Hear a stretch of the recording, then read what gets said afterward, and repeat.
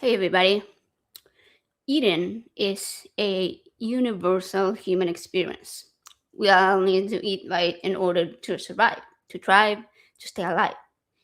And speaking of staying alive, do humans require taking a life to stay alive, to fuel our bodies, to continue experiencing life? Is a life for a life necessary for our species' survival? Or could we stay alive without killing other sentient beings? Welcome to Let's Talk. And if we are here to challenge ideas, all right, to explore beliefs, and if you would like to call us and chat about veganism, because that's one of my favorite topics, religion, the supernatural, or any other ideas that you want to challenge us on, please give us a call at 4. No. It doesn't start with 4. Give us a call at 984 400 5656 or get to the link in the chat. Let's get this show started. This is Skeptic Haven. Let's talk.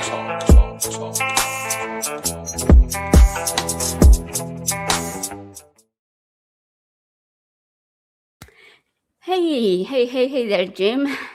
How's it going? Pretty good. This is actually my first time hosting with you. I mean, I've seen you on the other shows. Obviously, everybody knows who you are. Which is kind of scary sometimes. It is, right? I bet it is. I bet it gets interesting. So, I feel like I need to do something here that I always do when I first meet someone. And it helps me understand people, like the way the person behaves, right? And I ask this question pretty much to everybody that I've done shows with. So don't be afraid. How do you think? And the question is not what do you think, it's like what is the process in your mind? Like, is it visual, is it a voice, is it pictures? What goes on in your brain? No, I mean, it's pretty much just talking to myself through it, I guess, be the best way to explain it. Okay. Yeah, I don't do a good job of visualizing things. When people ask me to try and visualize something, it's like, no, you got to draw it out for me or show me a picture.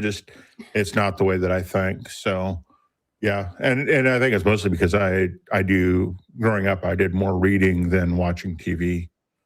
So.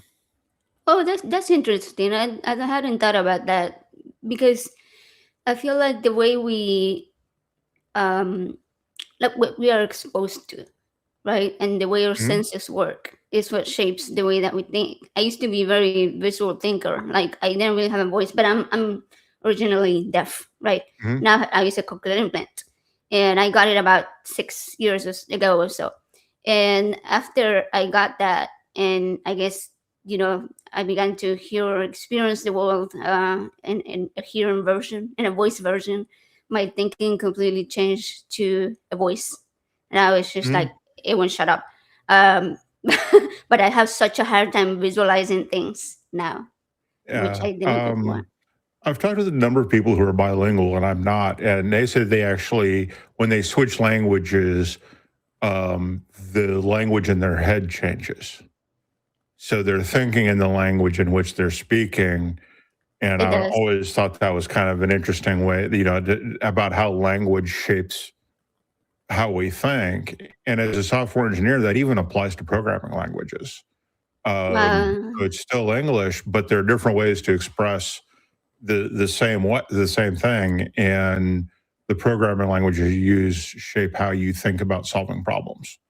So, yeah, I think that language is tied to thinking in some weird way. That's super interesting too, because I am bilingual. So my birth language was Spanish, and I moved here when I was like 15, and obviously immersed myself in English. Like, I've spoken Spanish just mostly with my family, but like most of the people I associated with spoken English, and now I hardly ever think in Spanish. I don't think. Yeah, I don't think very much. I speak Spanish with my mom sometimes, but like, I mostly think in English. So that's really interesting. Yeah, I actually had not thought about that. But this is really interesting article that came out in the, I want to say it was called the Schizophrenia Journal, and it's they were saying that they recently discovered that people with schizophrenia more than likely are, well, not more than likely, like the study that they did showed that the imaging of their brain indicated that in the average person, your voice, your thinking voice, is turned down a little bit inside your head by the brain, so that you understand that it's your inner voice.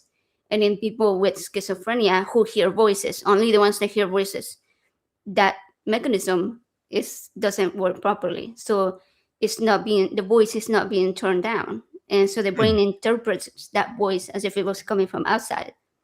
And like, I don't know about you, but myself, when I think in this voice, sometimes I'll think in other people's voices. Like if I'm thinking, oh, this person told me something, then like their voice will come in my head. Like I was talking to Forrest last night, and Forrest's voice, I can hear his voice, right?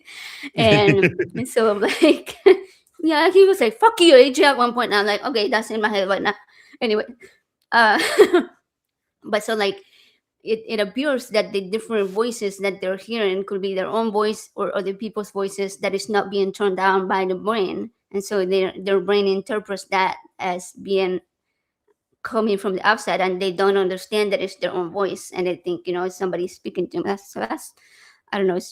The brain is like really interesting. Yeah, it's a weird place, and we're discovering even more, every day as we go by.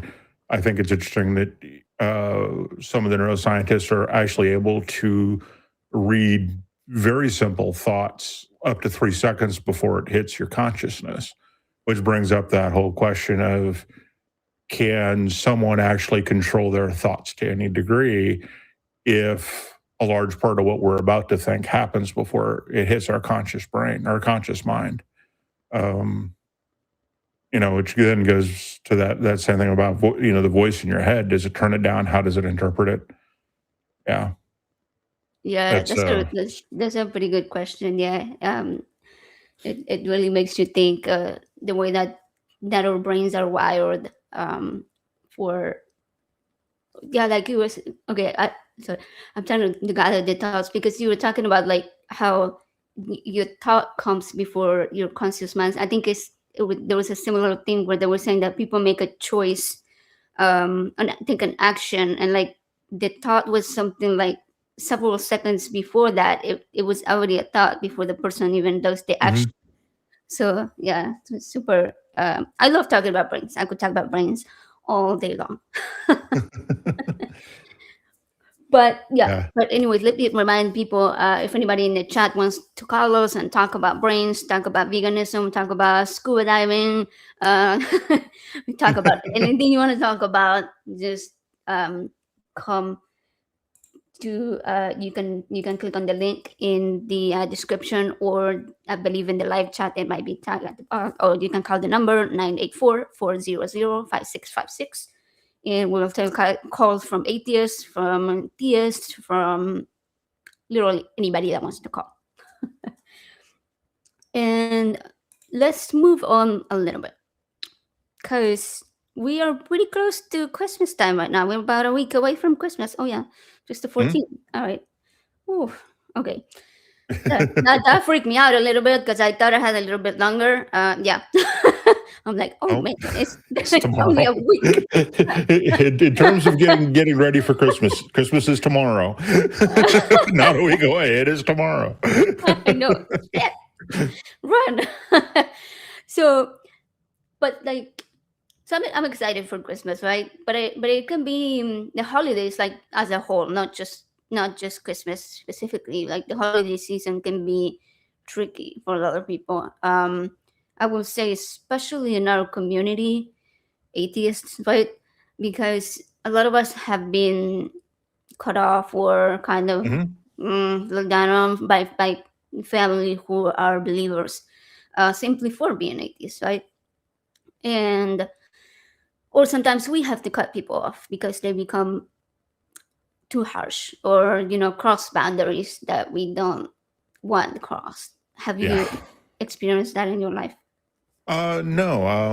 I mean, I have a different view on it. I don't know why I would come out to my parents as being an atheist directly. Now, I'm obviously over the internet and I've done a number Mhm. of shows, et cetera. So I'm not hiding it either. But we've never talked about it. I've never come out and said it. They're not on the internet at all. So it doesn't surprise me they haven't figured it out. Several of my cousins have, and we've had, little chats about that, but those were not at appropriate places to have those chats. The most recent was and I say it's most recent like it happened yesterday, but it's a couple of years ago, happened at my uncle's funeral. And I was like, this is not the place or the time. This Yeah. is not about being an atheist or anything else. It's about coming together as a family and celebrating someone who's important to all of us. And so, yeah, it is hard. So I haven't had a lot of boundary stuff. My parents were definitely Catholic. I went to Catholic school, and I went to when I was going to public school. I was going to CCD once or twice or thrice a week, whatever the schedule was. And then my parents always tried to get me into a Catholic school, a parochial school. So, we had all that, but I know too many atheists who have had it, and I don't know if there's a good solution to it. But if you do have that invasive problem, you've got to be able to set boundaries. And with such a focus on family during Christmas, that can be hard, without a doubt. So I'm kind of lucky in that way that I have parents who are Luddites, basically. So Yeah, that's good. I was gonna say you're lucky you haven't experienced that. yeah, For me, my parents are the ones that are not a problem. They're yeah, atheists too, so that's cool. right, I didn't grow up as an atheist, but I came into religion as an adult, and then came back out clearly right, because here I am. Um, but unfortunately, yeah, again because of the public being publicly open atheist has come with some caveats. And I recently had the unfortunate experience of two people very, very close to me who I grew up with um, targeted one of my very mildest atheist posts I've ever posted, probably. And went off on it, and it was pretty awful, but then it went to private, and really awful things were said from their side, unfortunately, to the point that I was like, had to make the decision to set my boundaries and cut them off.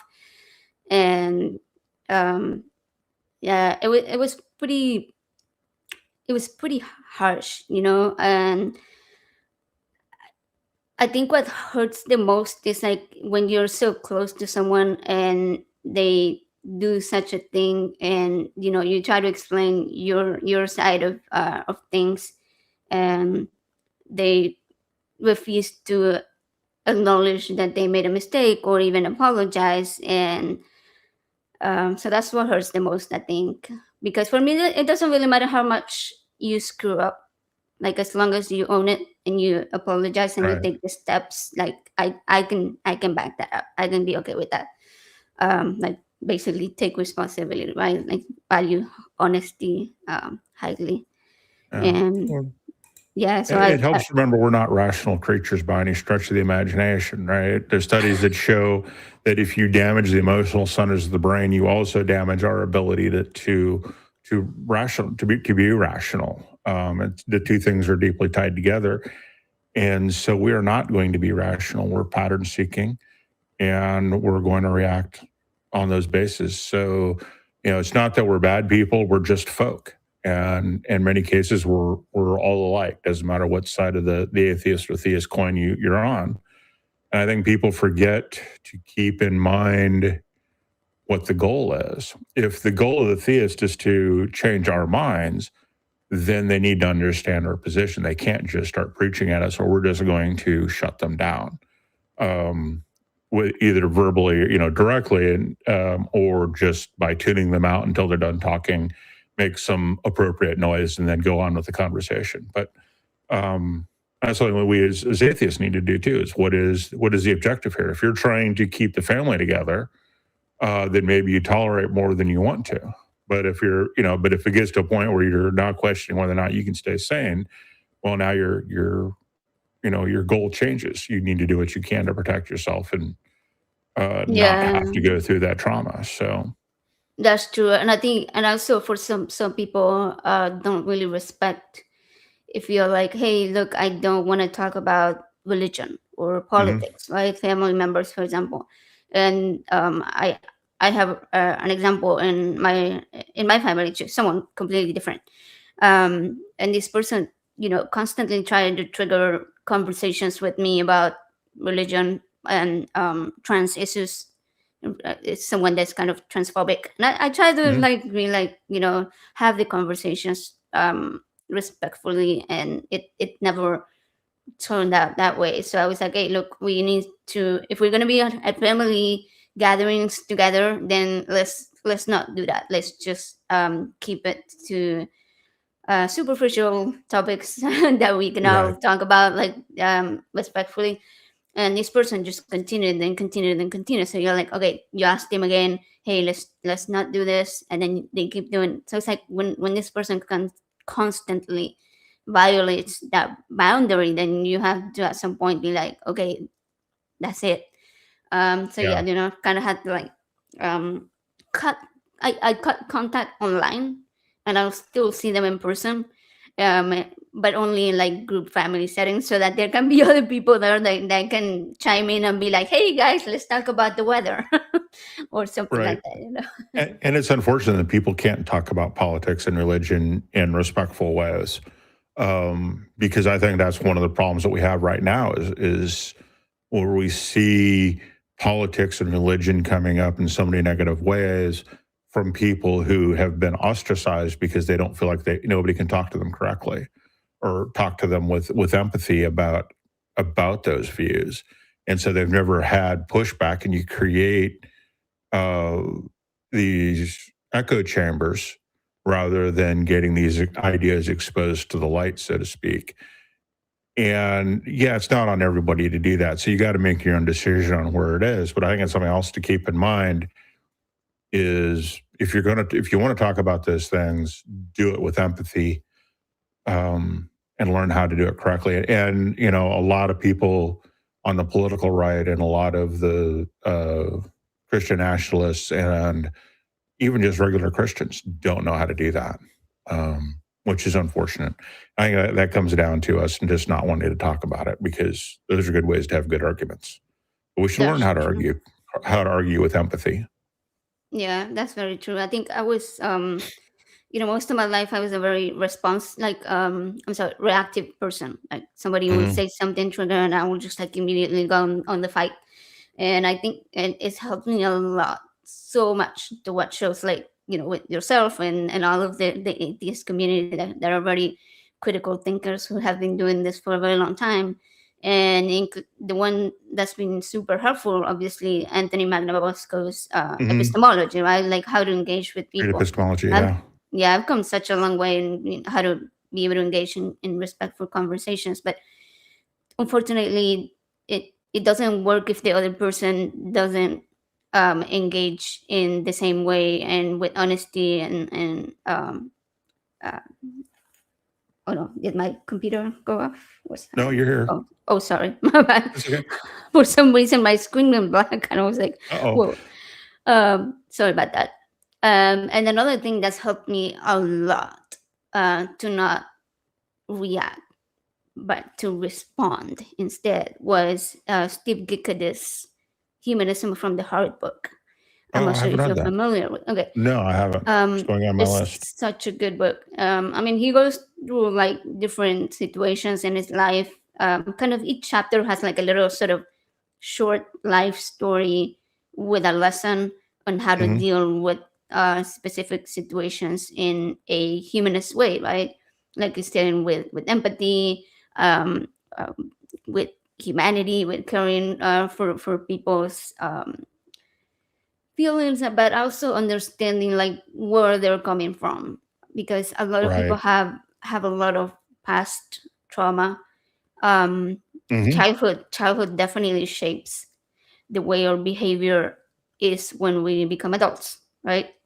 Yeah. And so basically the book goes into how to deal with each one of these different situations in a way that can be respectful, that you're not constantly burning bridges and tearing and setting the world on fire all around you, and that ultimately you're gonna get burned as well if you do that with all of your interactions. Right? Yeah. Yeah. There's a, when you look at like tactics and stuff, you want to pick the battles that you want to fight, because you can't fight every battle. You can't. And, you can see that in the U.S.'s strategy in the Pacific, the island hopping. They didn't fight every island. We would have exhausted ourselves doing that. We fought. We bypassed a lot of them. You got to pick the fights that you want to fight, because you only have limited amount of energy. So you don't need to always react. And we see that again in Trump. He fights everything and everyone all the time, which is not a good way to do anything. You just don't need to react to everything. You can let things just kind of go, but not everybody sees it that way. So, Yeah, that's but yeah. true.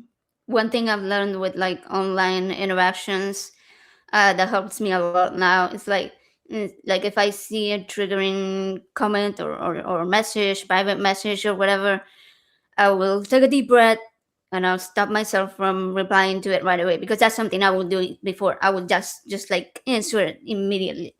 And so now I take a little I have like a little document online where I type the message and then I'll let it sit there, and then I'll come back to it later and reread it and be like, okay, does this foster um, a resolution to the situation, or is it gonna escalate it more?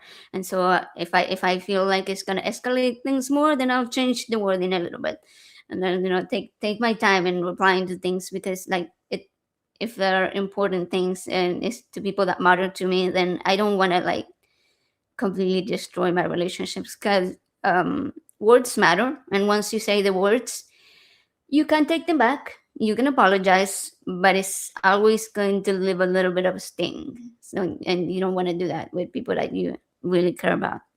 Yeah.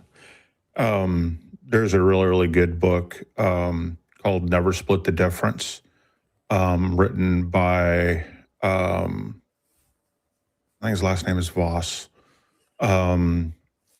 But he's the guy, the author is a FBI negotiator, for hostage negotiator. So he knows a thing or two about real negotiation for real stakes.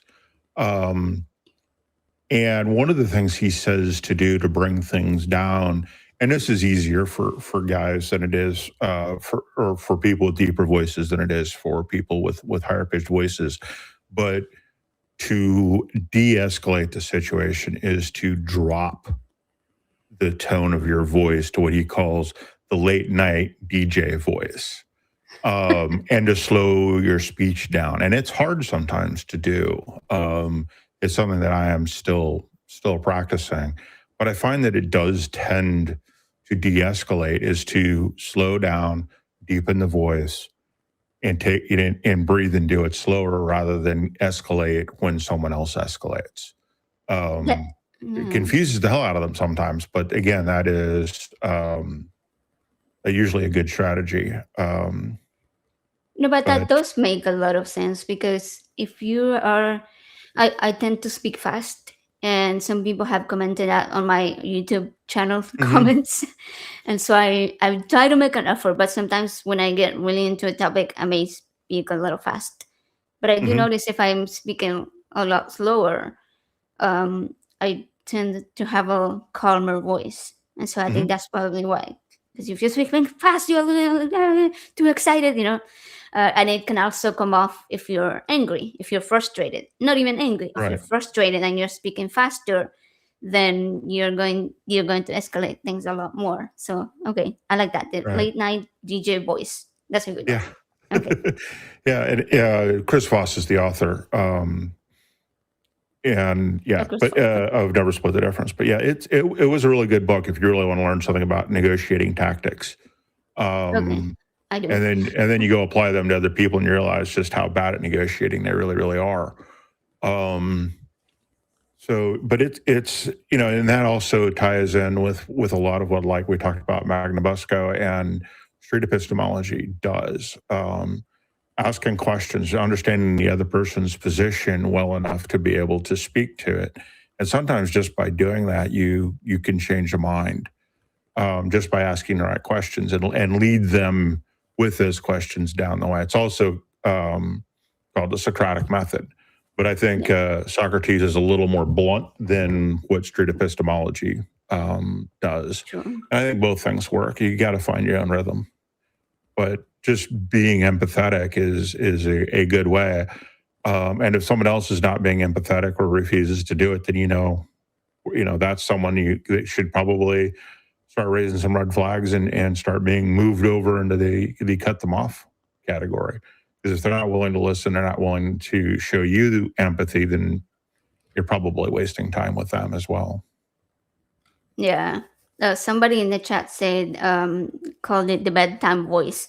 Yes. But it probably shouldn't be Morgan Freeman's bedtime voice. Like the go to fuck to sleep book. You probably don't want that one. It may not matter too much, but yeah, it is. It's the same thing, right? It's just it's dropping the tone down, and calming yourself down too when you feel someone start to escalate that. Yeah. So it looks like we still don't have any calls, right? So let's remind everybody to, give us a call, even if you are an atheist and you want to talk about anything. Yeah. Just, so we're not just here like talking to each other about nothing. And also, with that whole conversation of family and struggling with family, reminding people to check on your friends because some friends are struggling through the holidays.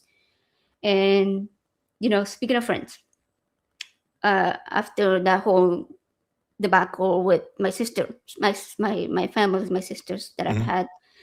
had, there were so many people in the community that came to offer their support, and I gained a brother and some sisters too from the adopted from the Mhm. community, and it made my heart happy, right? The last 2 days,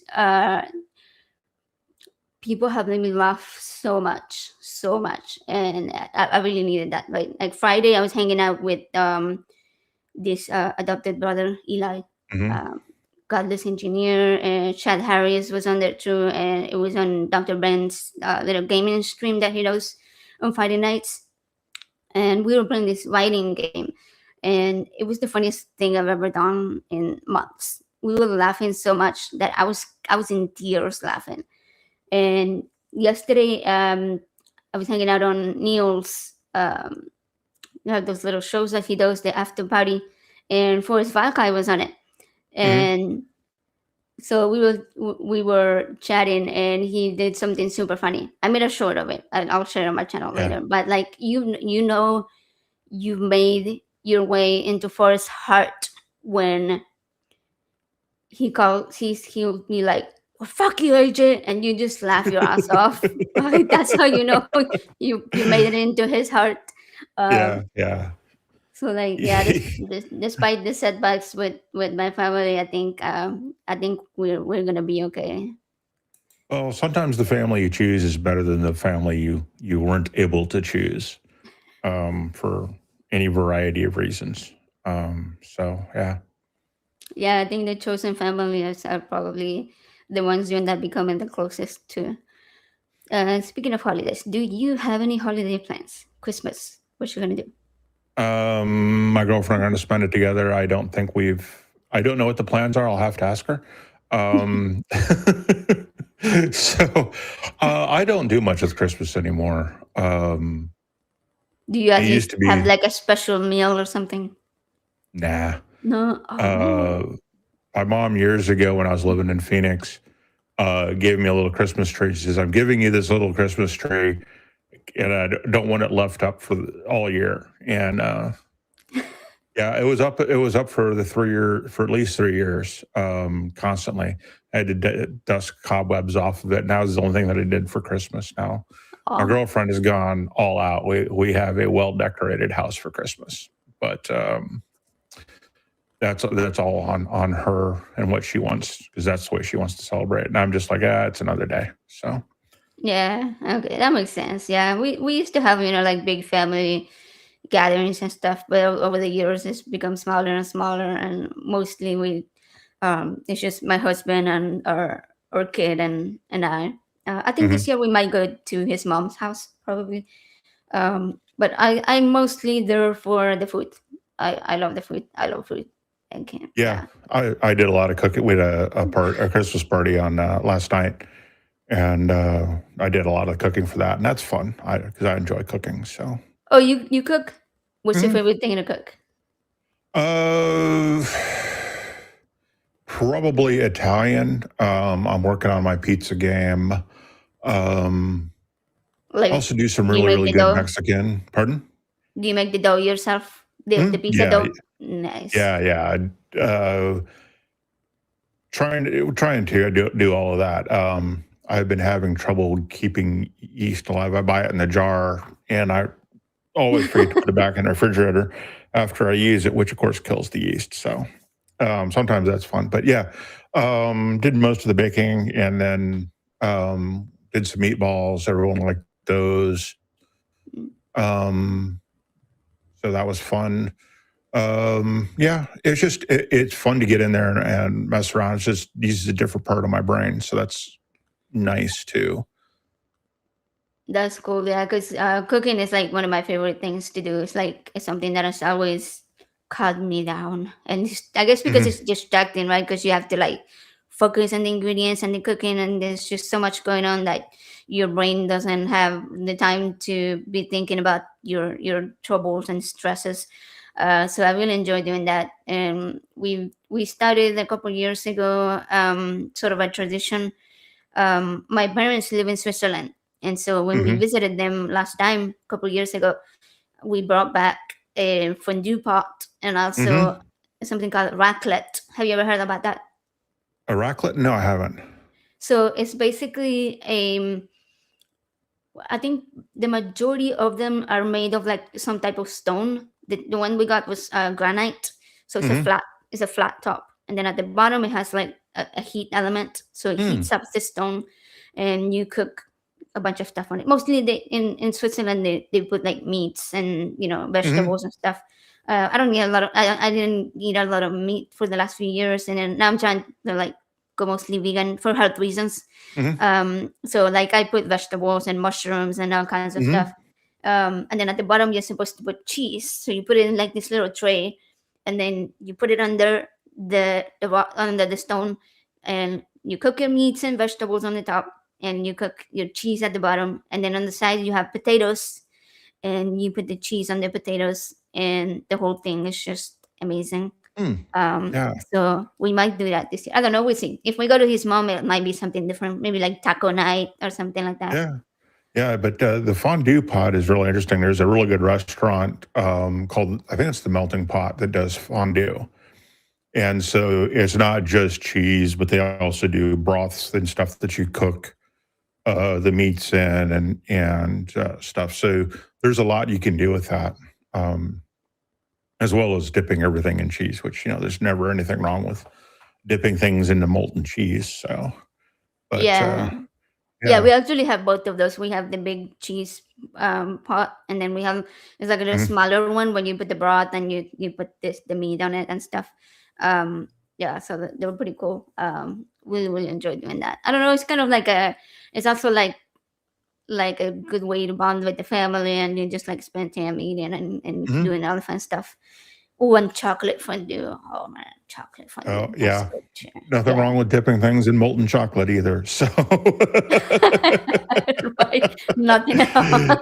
Well, it's Yeah, interesting how many cheese and things you can just chocolate. put in the pot and cook up and eat, and it's a big central pot, so everyone's dipping in, and You have conversations over, who's going in next and who's coming out next, so that you don't knock people's food off the little forks they give you to do all that with. So, Yeah, the but little yeah. forks are cool. Yeah, yeah, yeah. I think the reason I always enjoyed cooking was because it's something that I used to do with my mom, um, when we were younger, when we were growing up, Hmm. and we grew up really, really poor. But if there's one thing that we were not missing was like family time, and Right. so even though we were, I don't know, some Christmases were pretty shitty. Like I remember this very specific Christmas. We had potatoes and eggs because we lived like in a rural Hmm. country. There was like no, there wasn't even a church. There was one Oh wow. school and one store, and that was all the business type things. Everything else was farms and stuff. And so sometimes people would exchange things, trading sort of system of economy. Hmm. And so my mom was a nurse, and so she would go and take people's blood pressure and give them a shot, help them with whatever type of health, basic health things, right? Like minor, not nothing hugely medical. And in exchange, they will give her, hey, here's some potatoes, here's some eggs from my chickens, fresh from out there, or some Hmm. vegetables from the garden, milk, all that type of stuff, right? And so that Christmas we had potatoes, carrots, eggs, and since we didn't have any meat, the cheapest thing we could get was hot dogs. So like Hot dogs so are we meat. got right, like, yeah. So she bought like 2 packs of hot dogs, probably like $1 each, right? And Yeah. she makes this, it's called a Russian salad, and ensalada rusa for the people that speak Spanish. So it's a very common salad in Argentina. You boil the potatoes and you boil your carrots and you boil the eggs and you mix everything up with mayonnaise, which was handmade with the eggs. So like my mom would make it from scratch, Hmm. and so that's the salad, and then the hot dogs. And we were young. We were all, I was probably like, I don't know, 8 or 10 maybe. And my oldest sister was like a teenager, and we were put to in charge of cooking. And we kind of forgot that we had the hot dogs boiling in the pot, and they're all they're all busted open. So we take the hot dogs. And they were the only hot dogs we had. We couldn't go get replacements. So it was a Christmas with potato salad, the Russian salad, and busted hot dogs. And I laugh so much now about that. But yeah, it's, I don't know. It's a good memory. Um, but that's one of the things, like it's like, okay, cooking takes me back to like childhood times. Even though we didn't have money, we had a good childhood. We were happy kids. We were running around outside, riding horses, and freaking, I don't know, running with the chickens and the pigs and stuff. So Right. it was good times. So yeah, I think that's why cooking centers me and calms me down. That's right. Well, it's like you said, it's also the focus on, three or four things going on at once. And especially baking. Baking is chemistry. So if you don't get everything exactly right, then Oh, things kind of go a little bit off. And I get really frustrated with American recipes because they're in cups, and not all cups of flour are the same weight, which means you're not getting the same that's amount. that's so true, and that's why I suck at baking, because I'm terrible at measuring things. I'm not good at all at measuring things. Hmm. I just throw things together. Like I don't measure. Right. Somebody will be like, "Hey, what's the recipe for?" I'm like, "What do you mean recipe? I don't know." Like I just do this stuff in the pot. That's what I did. So yeah, I don't. I follow my own head recipe, but I think it's just Right. because I've been cooking for so long since I was a kid.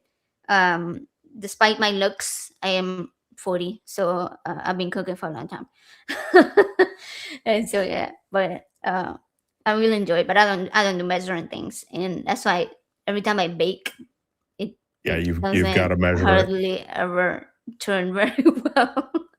right? Sometimes Because it's it got to does. be, yeah, well, it's chemistry. So you've got to get those in the right order. Now, some things like if you're doing like a pizza dough and you're doing, 60% hydration, then it doesn't have to be perfect. It could be close enough, but almost everything else has got to be Yeah. dead on or you're just not quite right. So, So it sounds like we have a call. yep. Hello. Who are we speaking to? Oh, hello. Am I on? Oh, I'm sorry. I Yep. was supposed to not ask that. Yeah, you are. Yeah, you are. You're good. We can hear you. Oh, okay. Great. Okay. Cool. So I wrote up a question that I wanted to ask you guys about veganism. I heard you guys were talking about cheese, and you mentioned that you've been kind of working on eating more vegan, but you said for health reasons, I guess, or but not necessarily for the ethics aspect. So I thought I could maybe challenge that a little bit and kind of see how you feel about it. Oh yeah, of course. So I will clarify. I began this sort of journey around 2021. It was right after COVID, and I was stuck at home, and started growing my own vegetables in the garden because I was so bored. Mm-hmm. And then I went online on YouTube, and I was watching how to grow your stuff, right? And then I started a bunch of vegan recipes would pop up, and eventually got to Dr. Brooke Goldner, and she does a plant-based eating for autoimmune diseases. And from there I went to this um, channel called Mastering Diabetes, and I have type 1 diabetes, and one of the hosts of the channel was also a type 1 diabetic, and he was like, hey, this plant-based eating way of eating helped me with the insulin resistance part of diabetes. Now, insulin resistance is different than type 1 diabetes. However, type 1 diabetics Right. can have insulin resistance as well. And this helped me so much. Anyways, I started the diet, and it helped me a lot. And it also helped my pain.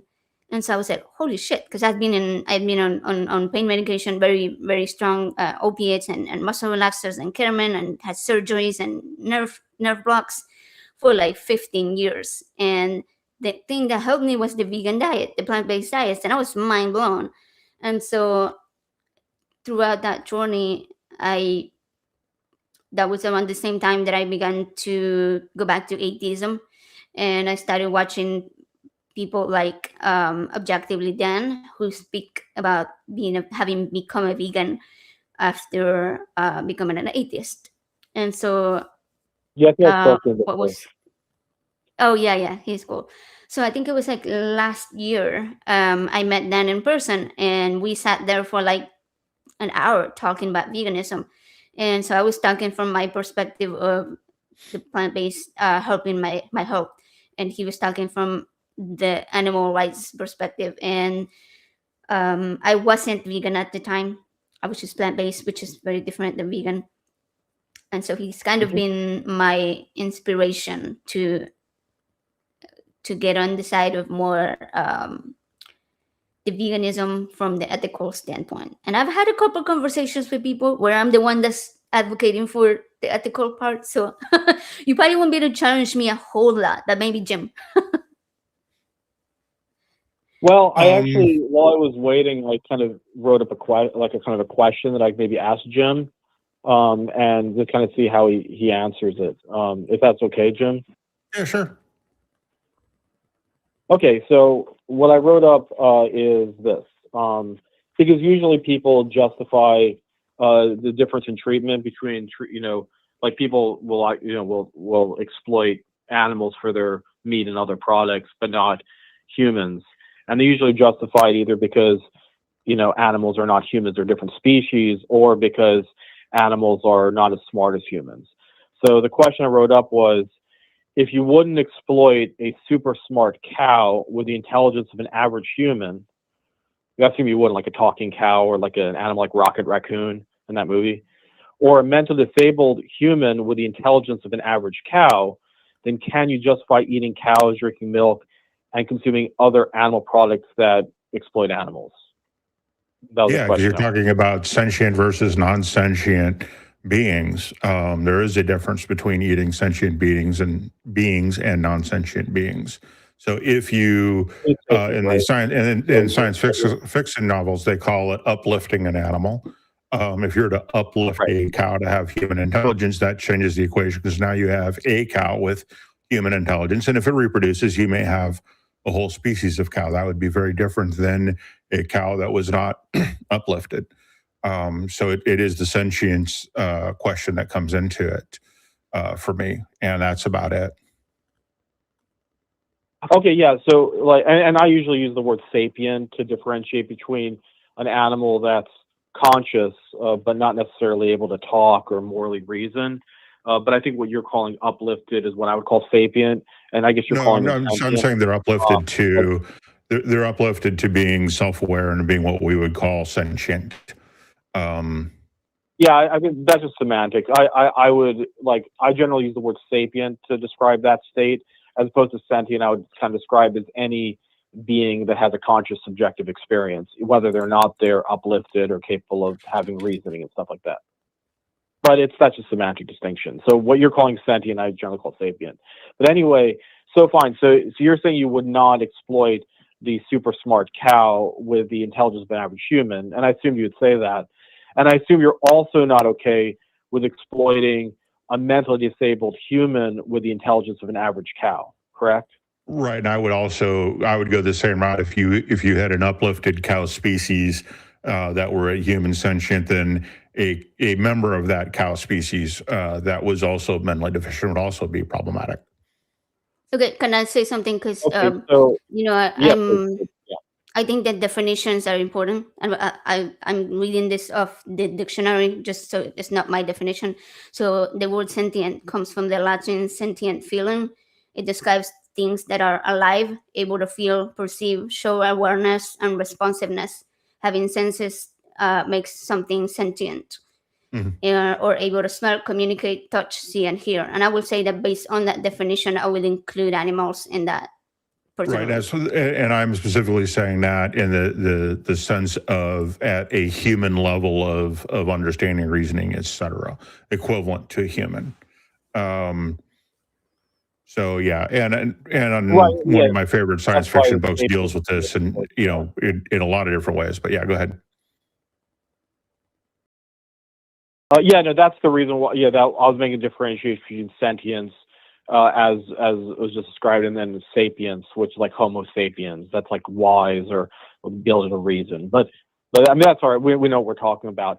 So okay, so the reason why you would not exploit a mentally disabled human is because they're a member of a group that mostly Well, has like so so that you mostly has use the word different. exploit. I'm thinking more in terms of food sources because we exploit humans all the time, and we're okay with that, right? We exploit our labor and other things. So I think you need to be a little bit more. We need to be a little more careful about the word Sure. exploit in what we're talking about because we're talking about food source as food, not necessarily work product and things like that we get into with other humans, right? Yeah, so when I use the word exploit, and yeah, you're right, it's good to have definitions. I'm talking about unfairly using another being, which means basically involving them in kind of using them for an end that doesn't benefit them. So where you're kind of getting the benefit and they're losing. So they're losing their Okay, so life, yeah, losing and freedom, they're forced to stop or something like that. yeah, and I would draw the line And again something like that's at human possible. level. Yeah, I'd draw the line again at human level sentience, um, as opposed to non. Um, Right, but you can still exploit uh, a baby. Like for example, if I were to take a baby who doesn't have the right, sapience and of a or again, I'm talking, your and again, responsibility, I'm I can talking still at the exploit species them. level, right? I'm talking at the species I can level. still So exploit them yes, because you're doing something, if you're doing against their interests, like experimenting on them or farming them for their organs and then killing them or eating them or whatever you're doing. That's not in their right. interest. You're getting all the benefit and they're getting all the cost. So if you're getting all the benefit and they're suffering all the cost from it, then that would be an exploitative interaction as opposed to something more reciprocal, where you're both benefiting, like having a companion animal, like a dog or a cat, where they're getting a home and you're getting, the pleasure of being with them, that sort of thing. That's more of a reciprocal sort of interaction. And I would say that exploiting in that definition another sentient species would definitely be wrong, but non-sentient species I don't think there's an issue with. Yeah, I think Nick, still acknowledging that it's still be exploitative, and and again, like non-sapient is I think the word that better differentiates between the animals and the human that doesn't have the severe mental disability and who's old enough to be able to reason. Yeah, that's why I said species. Yes, are sentient, but they're not sapient. Well, they're also a member of the human species, a species that is fully capable of, as you say, sapience. So yes, and I would say that if you were to uplift a cow, you would, and those cows are able to reproduce, you would have a new species as well. So yeah, it would still be species. Yeah, that would be a completely different thing. Oh yeah, sorry. Go ahead, Nick, please. I'm sorry. Go ahead. I didn't mean to interrupt.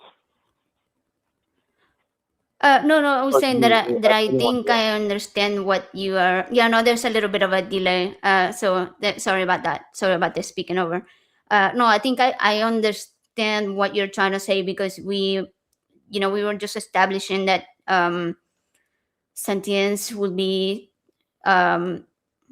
Well, I feel like the definition was a little bit different than this, but it was just mentioned that reasoning will also come into play with humans, but I do think I understand where you're coming from, because you're basically saying if a human, even though they are our same species, but that person has a mental condition, disability that doesn't allow them to have reasoning, then will they stop being sentient? And I don't think so. I don't think that's the case. They're stop being sapient. They're no longer sapient. Sentience, they are if they have feelings, like kind of as you defined it. Okay, so they will stop being sapiens. You're saying like they will stop being sort of part of the reasoning. Okay, I think I get what you're saying. Yeah, sorry. Go ahead. Right. You have, so I guess. Right. So I guess where I kind of where I have an objection is, so you're saying that the reason why we shouldn't farm, there's a condition called Angelman syndrome where because of a genetic anomaly, there's these people some of them anyway, never develop the ability to talk. So they essentially have an animal type mind. They don't have sapience. So if we were to take people who are severely stricken with this condition, you could actually theoretically breed them and actually use them as organ farms, like farm them the way we currently farm pigs. But you would be against that because they're a member of a species that has reasoning capability. So you wouldn't.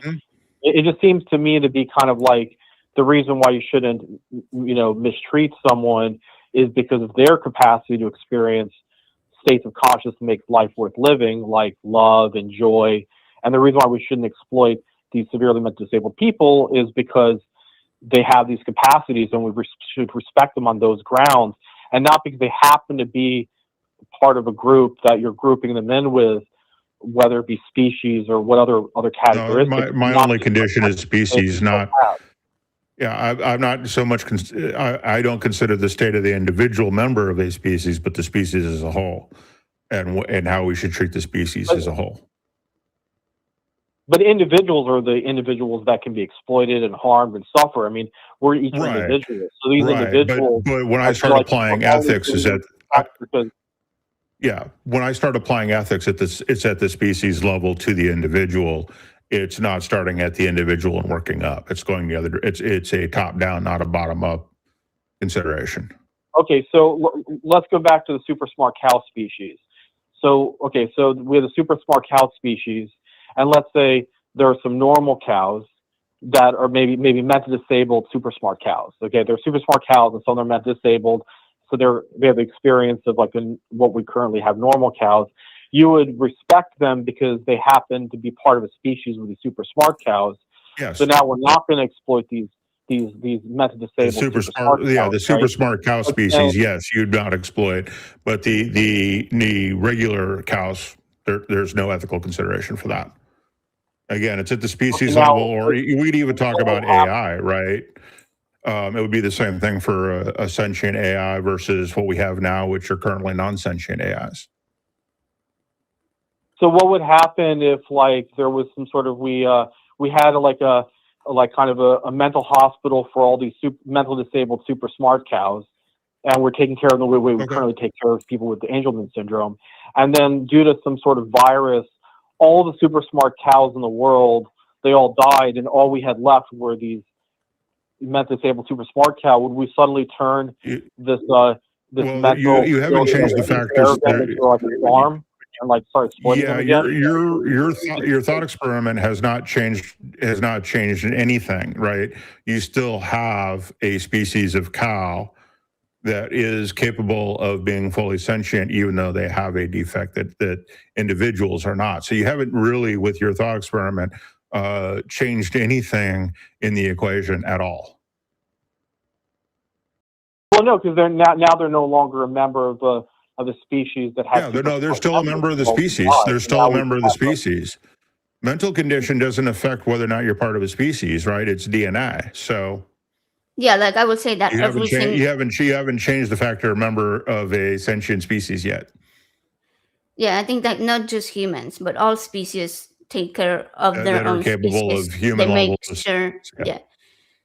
Mhm. Well, yeah, like each species wants their species to survive. That's a fact. That's not not in question here. I don't think.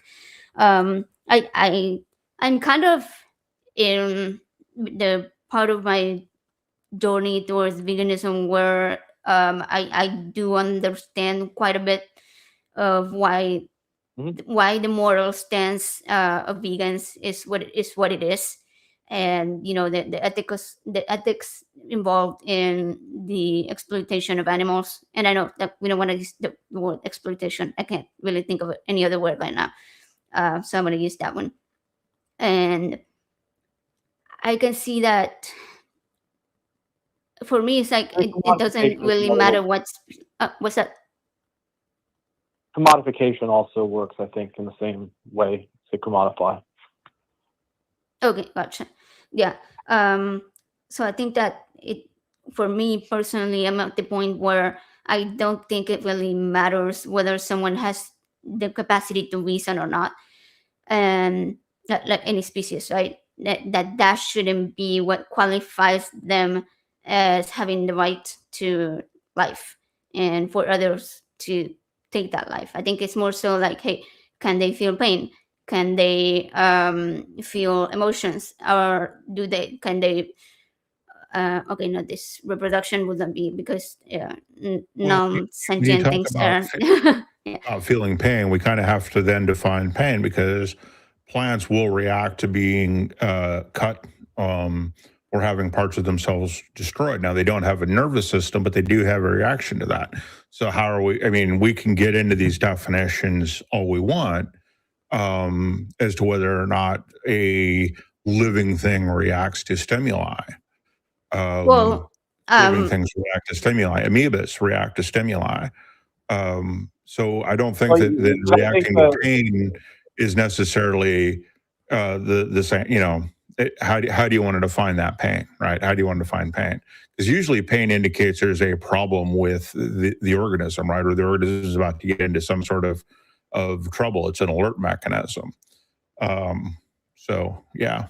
Yeah, I would say that reaction is a little bit different than pain, because we can see with okay, I'm not a biologist, don't quote me on this, but being able to obviously we use animals for research, and they are used a lot for this type of research where organs are taken, where things are studied regarding pain pain conditions in humans that also happen in animals, and so we can study these in order to develop different medications. And we can tell that the human body is so similar to certain animals that we use some of their organs. For example, heart valves. You can have pig valves used for people with heart conditions, right? Because they are so similar that the function is going to be the same. And so I think that the Yeah. similarities, also the similarities in the brain, you can see that in MRIs or functional MRIs, to where we are studying pain, and simply because a person cannot communicate that they're having pain, like let's say somebody that's nonverbal, um, we wouldn't be saying that they're just responding to stimuli. We can tell that they are feeling pain based on the brain scans. And so I think we have enough technological advances that we can also tell which animals are experiencing what we can understand as pain. And while they cannot tell us with the words that they're feeling pain, they can tell us with in other ways, and also in ways that we can observe through medical science that they are feeling pain. I don't think that scientists have said that animals don't feel pain. I'm not. Again, I'm not a biologist, so I couldn't. I'm not speaking on that professionally here. Maybe you can help me out with that, Nick. Oh, yeah. I mean, I'm a veterinarian and a neuroscientist. Well, those are what my degrees are in. I don't currently practice, and I've done a lot of brain imaging research, not with animals, but mostly, well, actually, with only with humans. But yeah, I mean, they've done studies that show that animals, like dogs, are capable of complex emotional states like Mhm. love. So that if you're like stroking a dog, like let's say your dog, like in an MRI machine, their brain will activate from that affection in the same way that yours does while you're stroking the dog. And when you ask a human, what are you experiencing right now, they'll say, I'm feeling love for my dog. And that's the same way the dog's brain activates. I would argue that experiencing states like love and joy are the things that make life worth living, and thus confer intrinsic value on the being in question. And really, that's what makes it wrong to take their life, even if you do so painlessly. There's no scientific evidence that plants are capable of any sort of conscious state, certainly not love. People who are brain dead, who are clinically brain dead, they can still have spinal reflexes. They can still react to stimuli. But that doesn't mean they're sentient. It doesn't make it wrong to take them off the machine and let them die. So I think, My all point these wasn't that plants out. have any type of emotion. My point was that plants also react to damage, right? They Yeah, have like someone who's signaling brain dead. pathways. They have some species have reactive oxygen species, electrical signals, and hormones like gemonic acid. There are a number of signals that plants use to trigger local and systematic defense responses. So, so that was a specific response to feeling pain. Um, but But that doesn't mean that they have conscious experiences that I'm not are saying that they intrinsic with the do. life I was living. right. I'm not Right? again not saying they do. Like, the thing that, when you wake up in the morning that make you happy to be alive, like, be able to hug your friend or family member, like, and feel that warm glow you get from hugging someone you care about. Those are the experiences that make life worth living. And I would argue there's no evidence that plants have that. And I'm not making that on argument at the all. Declaration of I don't know where you're getting this idea. I'm making an argument that plants do anything other than respond to pain, which is something I was said to when AJ said that a response to pain. I was pointing out that plants also do that. I don't know where you're putting all the rest of these words in my mouth from, but I'd appreciate it if you would Oh, stop. no, I'm not. I don't mean to do that. I'm just trying to establish why I think that animals have intrinsic value and plants do not. Animals have intrinsic value Oh, because they are able to right. experience these states of consciousness. And also, like, and as was alluded to, by I'm sorry, I forgot your name. Sorry, please remind me your names again. I'm Jim. Okay. So He's Okay. AJ. Yeah. So plants are, so animals are much more similar to humans evolutionarily, neurologically, and behaviorally than animals are to plants. So it makes more sense to treat animals the way we currently treat humans, and not to treat them the way we currently treat plants, which is essentially as resources. Except that most animals aren't sentient at the level of humans, and again, that's where I draw Right. the I'm line. saying that they're more similar in all the ways that matter, as well as evolutionarily, neurologically, and behaviorally to humans than they are to Right. No, I'm plants. saying the only thing that right. I'm saying the only thing that matters is whether or not they can think and feel at a human level. Well, I mean, the thing though is that what makes one's life intrinsically meaningful is not the ability to have to think and calculate. It's the ability to experience states like love and happiness and Right. joy. And Currently, we know that dogs can. Right. You keep using this word intrinsic, like intrinsic value. Those two words don't go together. Nothing has intrinsic value. Value is an opinion placed on something, right? Now, no value is intrinsic to anything. So I have a problem with that. When you say that these things are intrinsic to an animal, then you also need, I mean, yeah, sure, animals experience love, but they don't think at the same level that we do. They don't experience life at the same level that we do. And that, again, is my point.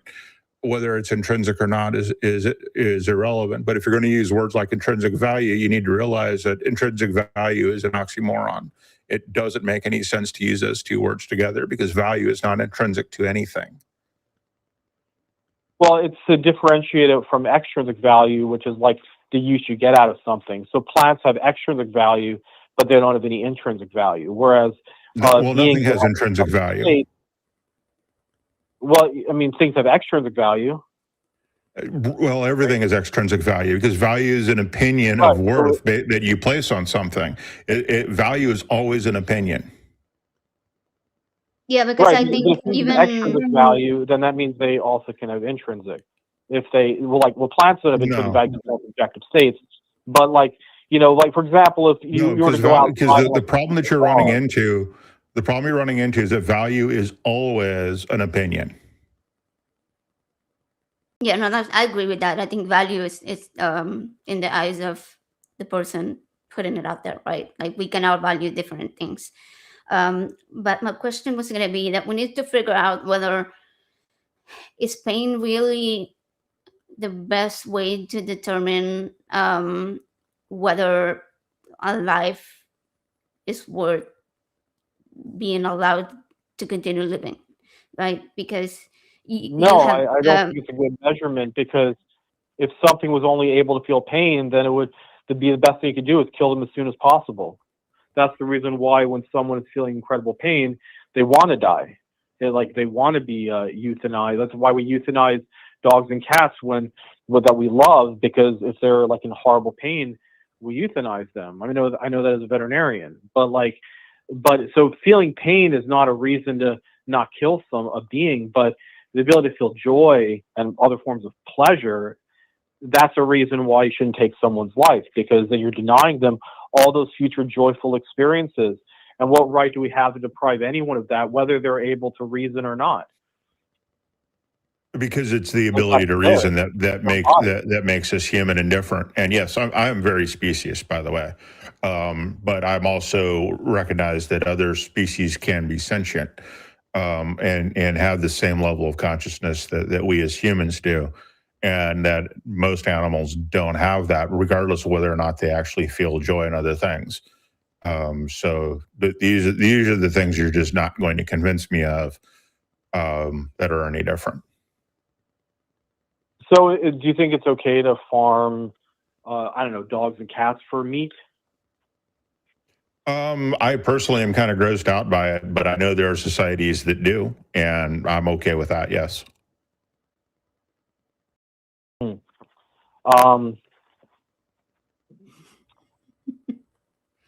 I'm trying to think where I would. Yeah, there's so many places to go, because you're saying that every living animal is the same as long as they have a nervous system and brain that can feel joy, happiness, love, etc. And I'm saying that they also need to come up to a human level of intelligence, and admitting that, whether we intervene and uplift a species to do that, or for instance, dolphins and whales may be at that level as well. We just don't know because we can't communicate with them yet. Although, we're getting closer to being able to communicate with those species. So it's just the sentient piece of it. And Chase Avier, I don't know if you heard my response to that, but I've already responded to the okay with killing dogs. I am personally kind of squeamish about eating dog, but I know societies do, and yeah, that's okay with me. So I don't know if you heard that before you made that comment, but I thought I'd answer that question again. I was going to say, I don't think that they are all the same. I don't think that all species are the same either. I think that, that there's different levels of, even within humans, we have different levels of consciousness within our own experience. Like when you're dreaming, when you're sleeping, when you're under anesthesia, when you're a baby, you have different levels of consciousness. And again, there's so many studies about animal consciousness, but we still haven't come to a conclusion of where the line is drawn at where those consciousness. And but I will say that for me personally, this is just my feeling. It comes down to whether a specific species biologically requires meat to survive, and humans don't require meat to survive. Do some humans do better eating meat? Sure. But it isn't required for survival. Somebody can be a vegan for their entire lives and still be perfectly healthy as long as they're meeting their nutritional requirements with a varied diet. But then you have animals that do require meat to eat. So it would be wrong of me to say that we just can't kill. Because if I own a dog, and I know that there's people that say dogs can have a vegan diet, I haven't been convinced of that yet myself personally. And so I think that if we need to feed our animals that require meat to eat, if you had an animal, it doesn't matter whether it's a dog or whatever other type of animal you have that requires meat to eat, then you're going to be obligated to take a life in order to keep your animal alive, right? So what are you going to do? Are you going to choose to let your animal die and not kill an animal so to feed them? I don't know. That's where I'm at with that situation. Well, I mean, that's probably the case for snakes, but when it comes to cats and dogs, they can live perfectly healthy on plant-based diets. In fact, the longest living dog on record, Bramble, was fed a plant-based diet his whole life. So it's perfectly fine. I've had vegan dogs and cats, and they were both very healthy, and they lived to old ages. But I guess, where I kind of have a particular problem with this idea of treating individuals as members, based upon group characteristics, is that ultimately it's individuals that have experiences, and to only treat, let's say, someone with a mental disability with compassion and respect because they happen to be a member of a species where the majority of that species, or at least one of that species, is capable of reason capacity, I think is not, properly respectful of that individual's lived experience, which has, which has value on its own, irrespective of whether I care about them or not, which is why I use the term intrinsic value, because it doesn't matter whether I care about this individual. It matters whether they have an experience that is valuable to them, a subjective, an internal life that's of value to them, that makes them enjoy their life. And then if they do have that capacity, then I feel like we should we should treat them with respect on their own terms, and not because they have to be a member of a species which has some or most members that has the ability to engage in cognitive processes that aren't even the things that make life valuable. I mean, that's certainly what having those cognitive processes certainly makes us moral agents. It gives us responsibilities to treat beings that have, internal lives, with respect, but it doesn't confer moral personhood. That's kind of where I sort of stand on that position. And the problem with bottom up thinking is that it's more error prone than top down. Because you don't always know where things fit. And so if I were to use your analysis, then you would be okay with killing people who are brain dead. Whereas I would be more opposed to that than you are. So, because I'm coming from that top down view. And I don't think that's the right way to think about it. It's to start with, okay, this is a member of a sentient species, a species that thinks like we do, or is us, and therefore we should apply more rights to them rather than go the other direction. Just because it's going to be less error prone, and we're going to fall into fewer ethical dilemmas than we are your way. Well, doctors are actually allowed to unplug or use the organs and harvest the organs of people who are brain dead, because someone who's brain dead, that's legal, it's completely allowed, and the reason is because people are brain dead. Right, even though that's why. But the reason that's why I use the problem. I would have more problems with that than you. Right, and I have more problems with that than you do, because you're going from the bottom up, and I could see that making more errors than the other direction. Well, but the error with the direction you're taking is that you would value someone, someone who's brain dead, who doesn't have any experience whatsoever. They have no conscious experience, no ability to feel any sort of states of consciousness involving pleasure or pain, and you'd value that entity over, a dog or a pig that's still, that's still able to experience love and joy and all the things that make life meaningful. And that seems to be kind of a prejudiced position. Yes, I admit I'm speciesist. Yes, I am speciesist towards sentient species. Yeah. Right, but how if you're basing your moral standard on immutable characteristics that you're born with that have nothing to do with the mental experience of the individual in question, so what you're born with, the characteristics you're born with are not the thing I'm looking at. I'm looking at the species. So you keep trying to bring this down to an individual level, and this is where I keep correcting you, because I don't bring it down to an individual level. I start at the species level and work my way down, top down. You're starting from bottom up, and that is all of your arguments, and I'm going to disagree with all of your arguments that start bottom up, because I disagree with the approach. Yeah, I have to agree with Jim here. Like, as far as I am down in the vegan journey, and agree with most of what you've said, Nick, I think that we definitely need to look at the whole species when we're talking about this, because we're talking about very different species, and we can't be speaking about, one human that is, on life support, on one human that has a mental disability. Like, we shouldn't be really looking there in the conversation. So I'm with Jim on that one. I think I agree. I can see why he's frustrated. Yeah.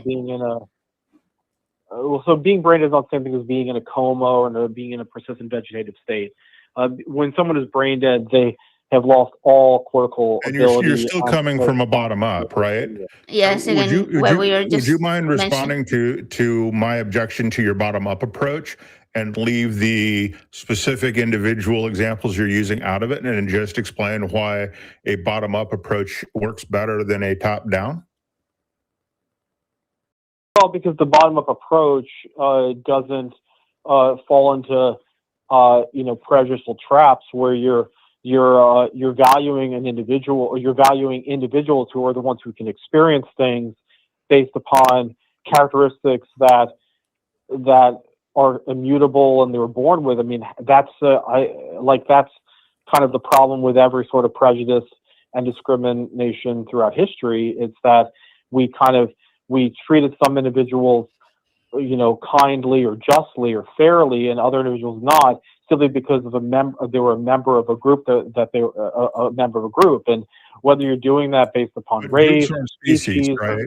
or any other thing, Groups aren't species. Species are something we can point to. Species are something we can point to scientifically and go, yes, these are members of the same species.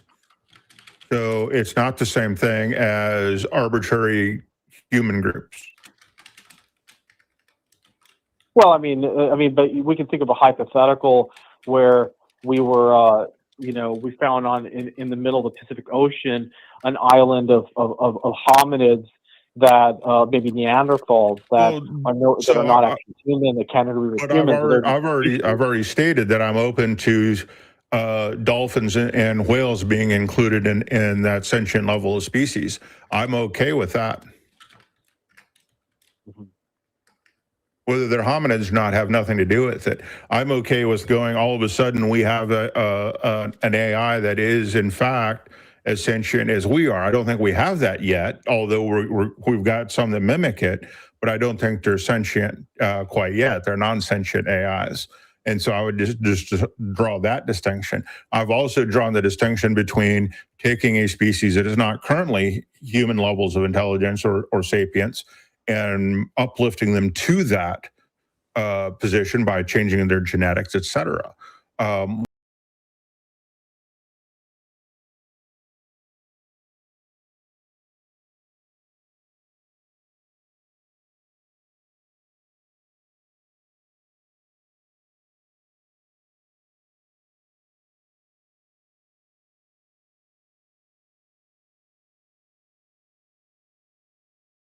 Okay, it looks like I'm coming back. Okay, yeah, it Oh, we're looked like back. we had a little bit of trouble for a second there. Yeah. Hopefully we're Did we okay. Okay, I lose think we're both back. we did lose the caller, but he is in the screening room. So we'll bring him back. I just got back. I'm back. Hey Nick, are we back together again? Yeah, sorry about that. There was a little we're technical trouble. So I was just giving an example that in some cultures, it's like they think that the flesh of an animal that was tortured to death actually tastes better. It definitely gives it a different flavor, and some people like that flavor. And so because of their particular culinary habits, they'll do things like set a dog on fire and let them burn to death and in agony and then eat their flesh, and then that's their cultural cuisine. They like the way that tastes.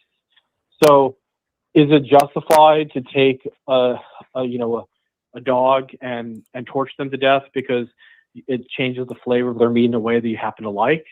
Is that also justified? Yeah, sure. I mean, why wouldn't it be? Again, you're doing this whole individual thing as opposed to species thing, and I object to. And you've given me no reason to change my mind about that. That top down is better because it's going to end up making fewer mistakes, whereas your approach is going to make more mistakes. You're having to bite a bullet that it's okay to torture dogs to death just because it changed the flavor of their meat. Well, if that's what, I mean, I'm personally squicked by it, and I wouldn't personally do it, but I don't have a problem with other cultures doing it. No, I don't know why I would.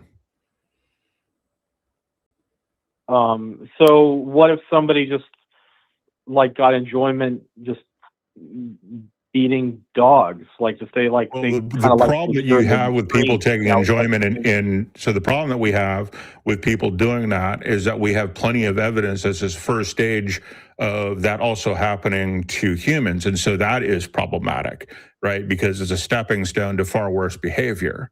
So it's problematic from that point of view, yes. So we now have, I think, an absurd example where you have, let's say, you have someone comes into consciousness, and they don't really know what body they came into consciousness in, and they could have come into consciousness as a severely mentally disabled person with a cognitive capacity of a dog, or they could be a dog, but they wouldn't know because they're not self-aware, and all they know is they want to be loved, and they enjoy food and they enjoy being Yeah. So hugged and again, you're whatever. doing this bottom Well, up. one You're of doing these this bottom up individuals reasoning that I made us disagree with. on You're fire and doing tortured bottom up them. reasoning again, and Water I one of his disagree with the approach. So you need to justify your It's approach, and you've unfair failed to that do you would that. treat them so differently when they had no control over who they were born as or what they're So born you're as. just going to And you're then not when you you're not going to go back on topic. okay, I guess I guess I would consider that to be a reductio ad absurdum of the view that you would treat these two beings that have such a similar mental experience and don't have in such a different Based way. entirely on. So again, you're doing a bottom up. You're bottom up reasoning. I'm top down reasoning, and that's problematic because your way is going to lead to far more mistakes than starting with the assumption that this is a sentient being and deserves a higher amount of respect than a non-sentient being, and then going from there and working your way down to making decisions about the individual. Whereas your way would actually lead to more ethical abuses than my way, because you're looking at each individual as an individual and making choices based on that. I mean, I'm not so sure of it. I mean, when you think about the fact that, nearly 100 billion mammals and birds are tortured to death in slaughterhouses every year for a taste pleasure from humans that could easily eat plant-based diet. So and that magnitude of billions of suffering beings, and you're defending people who actually are clinically brain dead, that even medical law allows you to unplug from machines because they don't have any experience at all.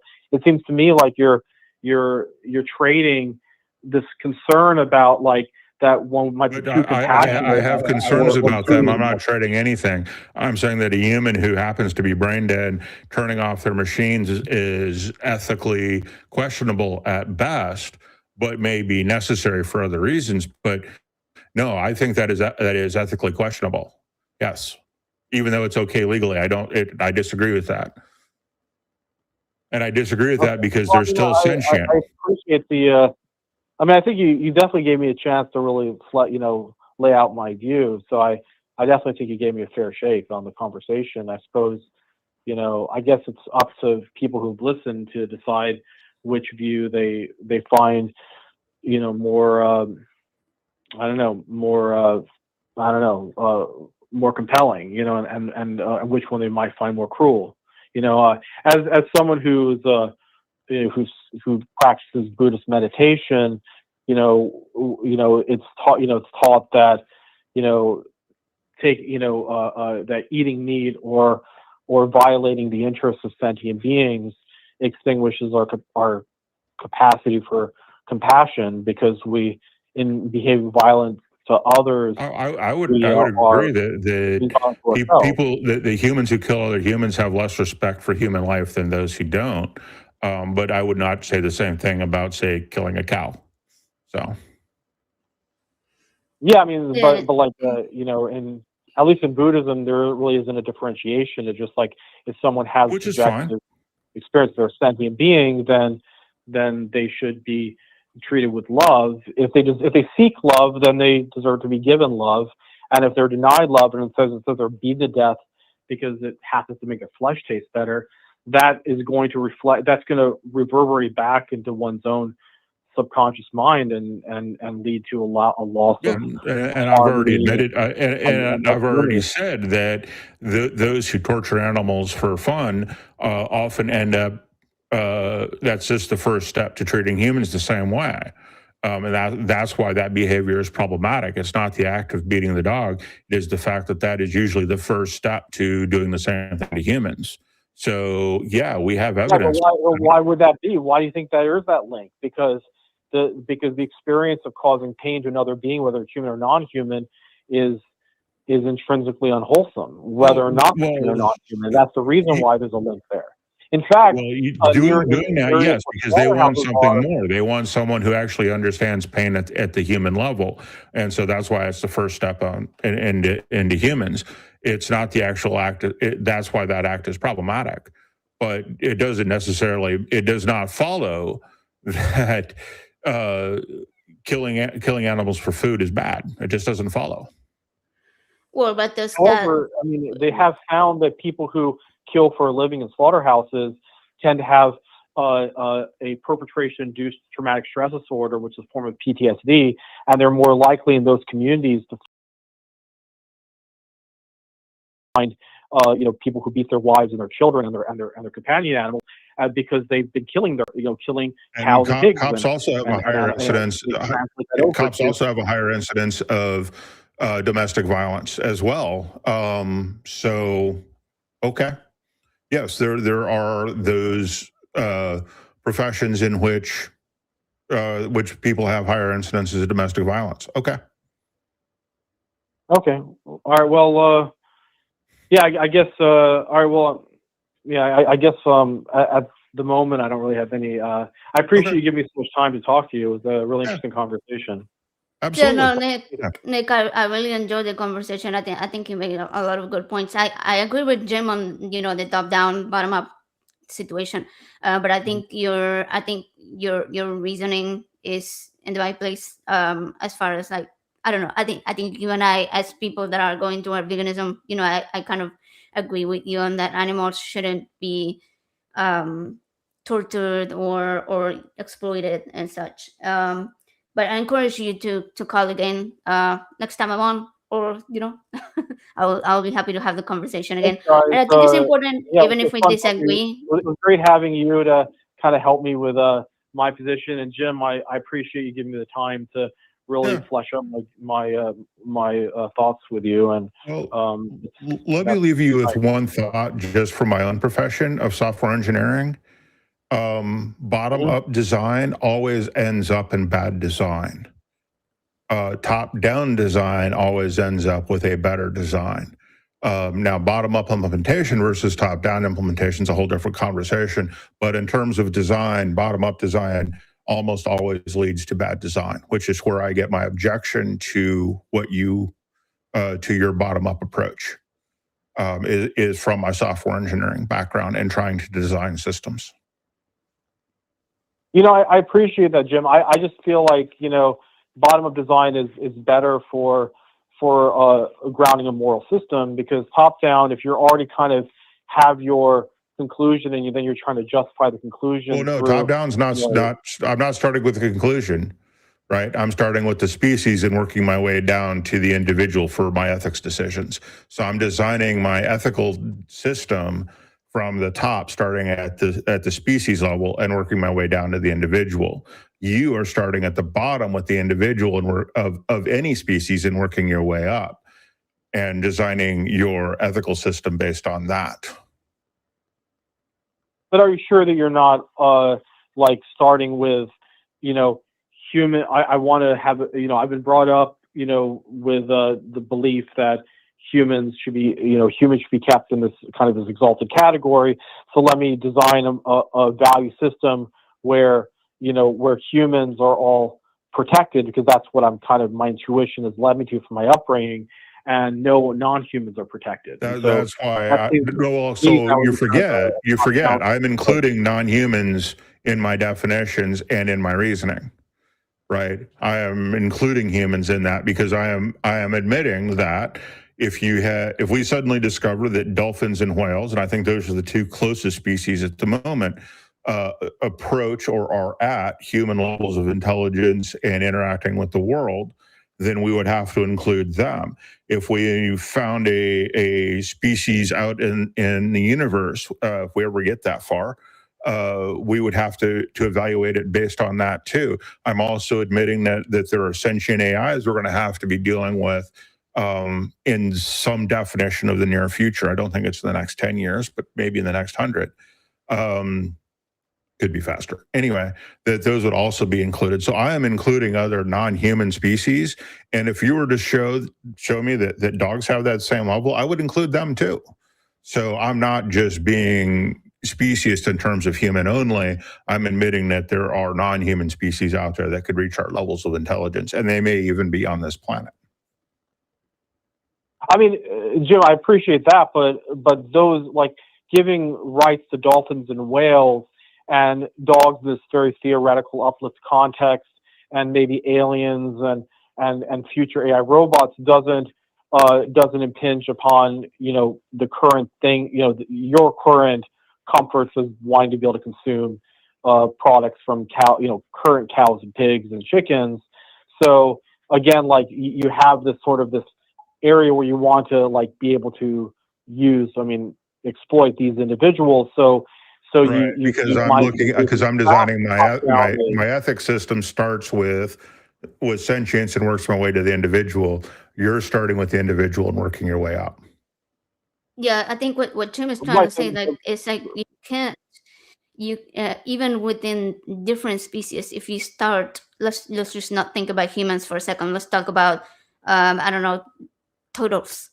And if you start with one turtle that has a different condition than the rest of the turtles, then that's not going to make sense to start there, because you're not representing the entire species very well. And if you start with an individual human who has a different condition than the average human, then that doesn't make sense, because you're not representing the entire species of humans. Is that what you're getting at, even though Jim? it matters, you should treat everyone based upon their own individual worth and not, regardless of who they are. I mean, like because bias. Whenever you use words like value and worth, I'm going to object, because both of those are opinions, not objective and not intrinsic. Yeah, because I could value this can more than Jim values this can, right? So it's completely it's not really a good argument on this situation. But we're approaching the end of the show. White wine than I will red wine. Okay, all right, that's good. All right, it was fun, guys. We can move you later. All right. All right, thanks again. No, but I really appreciate your God, because like this is a good discussion. It's things that even if we disagree, it's good to have the conversation so that people can have the conversation that are listening, and and maybe think about things that they hadn't considered before. So I don't know, I do enjoy that, even if it can be frustrating at times. So thank you. Have fun. All right, take care. Goodbye. Okay. So we are like at an hour and a half right now, but I do have one more question for you, Jim. Okay. On top of Christmas, New Year's is coming up, right? Do you have any resolutions for the new year? No, I find that goals are less effective than changing your processes, changing the way that you do things.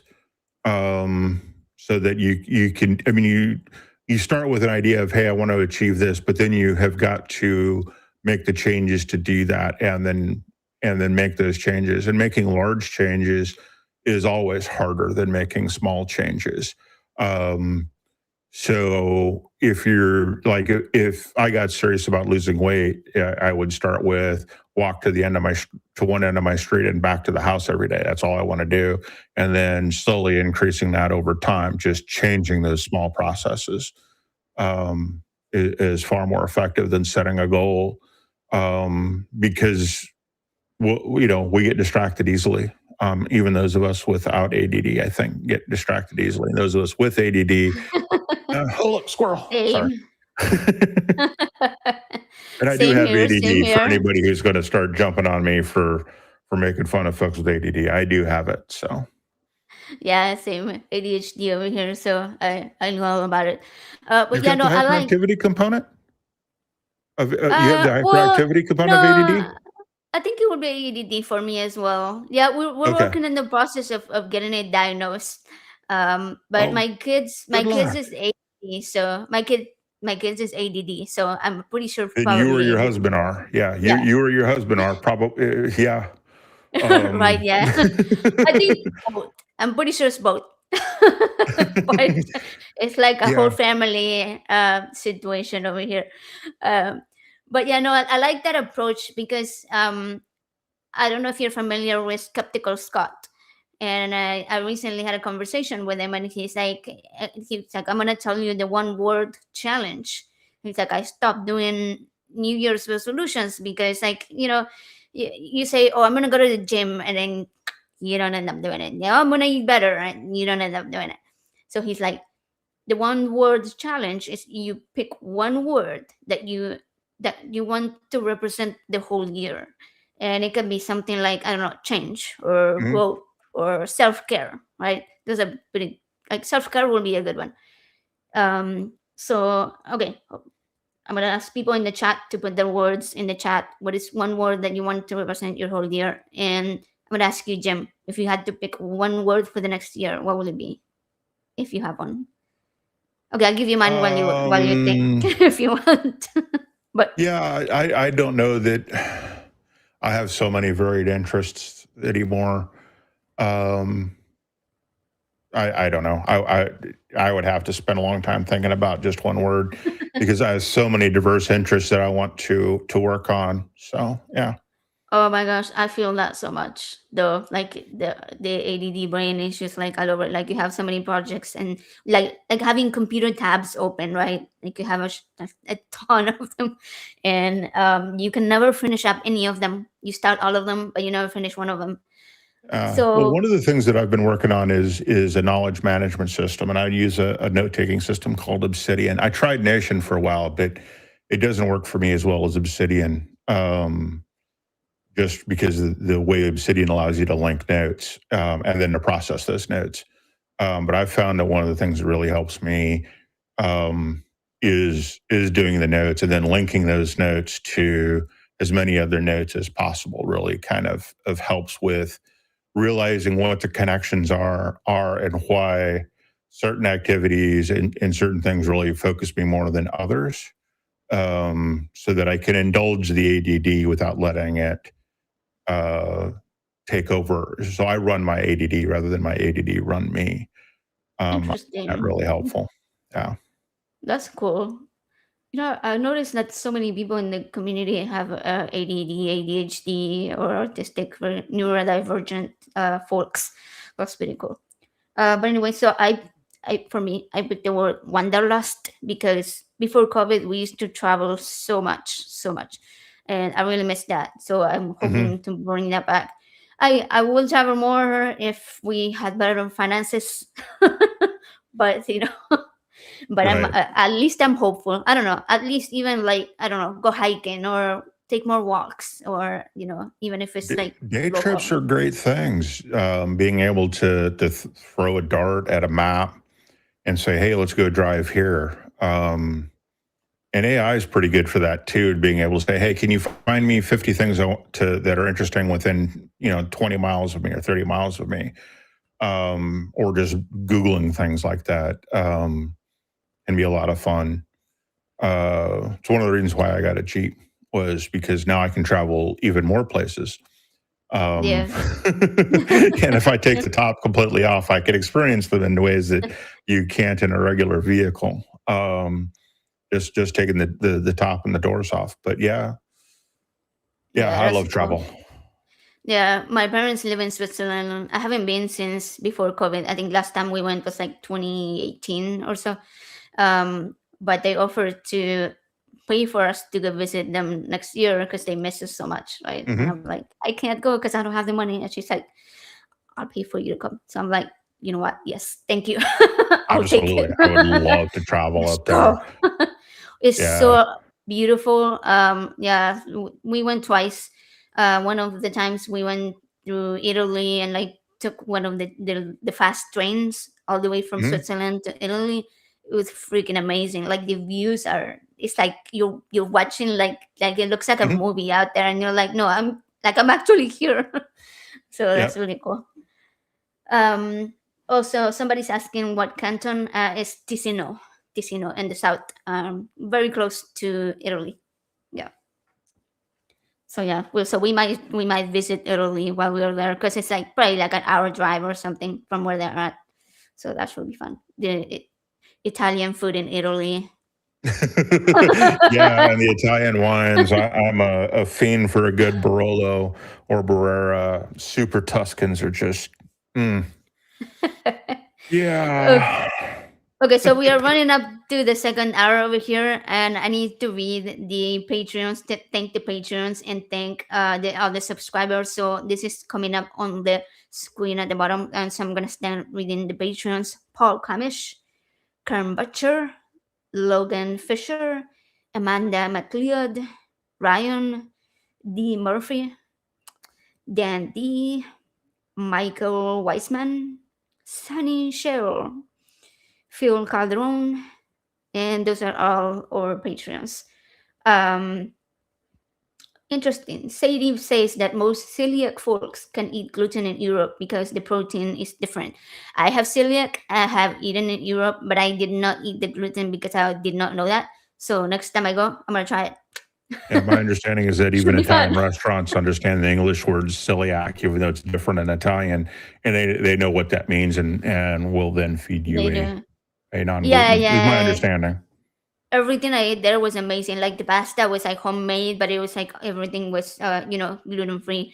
Everything we were served, they had bread. They have just so many things that I didn't really need to eat gluten because there was so much that didn't have it that yeah, it wasn't Yeah. necessary.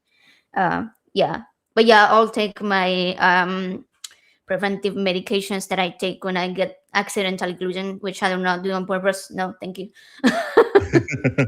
So, There are two channels that are absolutely wonderful for Italian food. One is called Pasta Grannies, and it's pretty much what you'd expect. The host I've interviews heard of and it. grannies who live in Italy who are making food the old way, and then they get the recipes from the different places and show you how to make it. And the other one that I really like is Pasta Grammar, which is an American married to an Italian, and she cooks a lot of her local Italian food. And I think they're now in Italy with opening a restaurant there. But yeah, that's also really, really good, especially if you just want to kind of. He called it pasta grammar because he realized that the way she speaks about doing food and everything, there's a grammar or a language to it. Oh, And so that's they go cool. into, yeah, so those are two really good Italian channels that I Yeah, like. that sounds fun. Yeah, I love Italian food because I grew up with it. I think in Mhm. Argentina, there was a lot of Italian background. Like I'm 40% Italian, so Mm. I did my DNA, and that was a shock. I did not expect to have any Italian. I was like, because my mom is like has like English background, and my biological father has like native Argentinian, like native South American. I guess Mhm. you could say. And I was like, where did the Italian come from? Like almost half. The So England. I don't know. I'm surprised. That was a surprise. Yeah, Yeah. interesting. All right, guys. Jim, any words before we end No. this thing? That Have was fun, very, everybody. very Have a interesting. wonderful holidays over the next couple of weeks. Um, Try not to kill your families. They mean well, even though they're misguided in their theistic beliefs. Right, right. Take a deep breath. Harness your humanist side. Harness your epistemology and like relax, calm down, take a step back, walk away from things. So again, thank you to Jim for co-hosting over here. Thank you to our patrons. Thank you to all of the subscribers. And also thank you to everybody in the chat that was hanging out and watching. Hope everybody had a fun time. And next time you wanna come on Skeptic Haven and let's talk. You can find us over here. See you next time.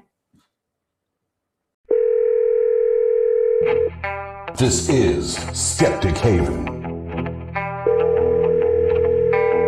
Let's talk.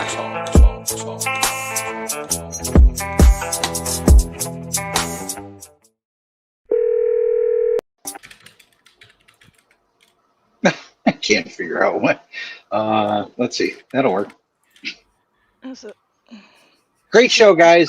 Awesome. I muted me. You can leave. Okay, good. Can you guys hear I'm glad me? it went well. Yeah, I can hear you. Hold on, Okay. hold on, Hello. My apologies for the show problems. I had internet No worries. drop on me twice. hold on. And you It's know, it's still on Oh, funny. that was YouTube. What's wrong, Normally Cole? Wes and I are I think, are we still on YouTube? Are we still live? Shouldn't be. It says live though.